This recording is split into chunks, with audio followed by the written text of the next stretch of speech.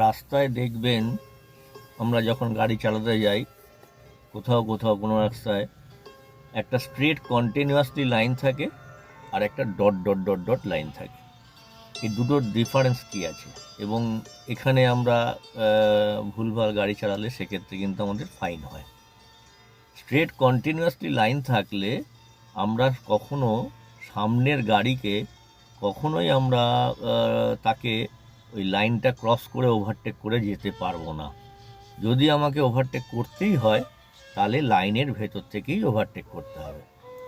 আর যেখানে dot dot line আছে, যদি আমরা বুঝি যে তাকে লাইনটা ক্রস করে গিয়ে ওভারটেক করে আবার আমি ঠিক লেনে চলে আসতে পারবো, সেক্ষেত্রে আমরা ওভারটেক করতে পারবো। চলুন তাহলে একটু ভিডিও করে আমি সেটাকে বুঝিয়ে দিই। চলো,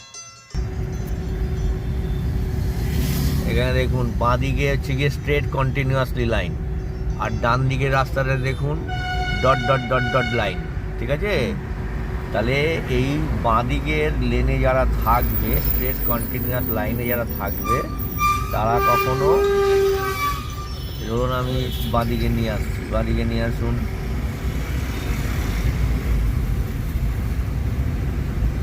সোজা করুন গাড়ি।